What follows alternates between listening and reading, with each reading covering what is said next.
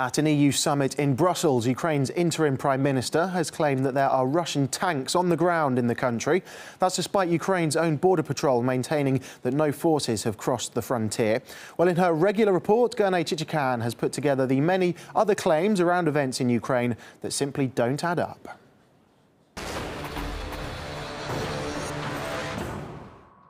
People who took power in Kyiv now have all propaganda resources of the Western media at their disposal.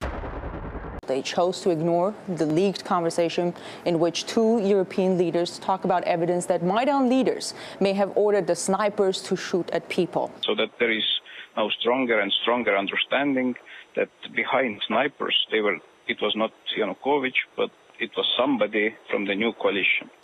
CNN had material on their website which started with this phrase, "Don't read too much into this conversation." Not only do they skip what's uncomfortable for the guy they're rooting for, they apparently sometimes edit whatever unrealistic stuff he may be saying. Ukraine's interim Prime Minister, Arseniy Yatsenyuk, at a news conference several times mentions Russian troops and Russian tanks on the ground in Ukraine. And in their reposts, the friendly media never mentions the tanks. Maybe because nobody has seen tanks there, and maybe because they don't want to make him look stupid for making unverified claims like that. In this cheering campaign for Ukrainian revolution, the media here have left out a lot of what was happening in Ukraine. Reports like this. This is a governor in a western part of Ukraine who tried to calm down a raging mob of rioters. He was severely beaten and handcuffed to a protest stage.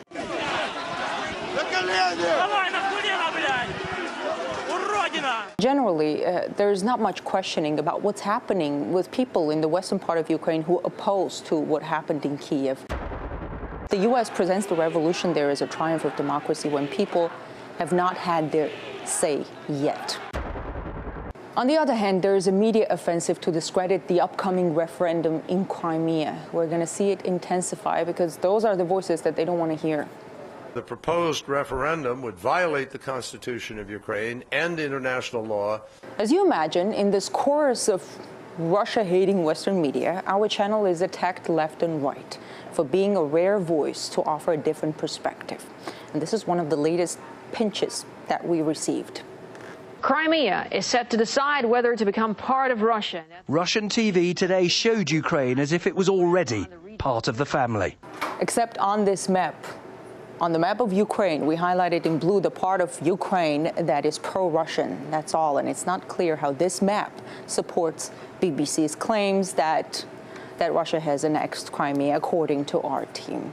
Twitter went crazy with similar claims. They showed this photo with Crimea as part of Russia, when in fact it was part of the anchor talking about different options for events unfolding. Locals will have to choose between two options, and one is to stay part of Ukraine, and the other is to become part of Russia. As you can see, when you tear something out of context, you get a completely different picture. Another way of saying it, do not rely on just one source of information. In Washington, I'm Gernay Chichikyan, RT.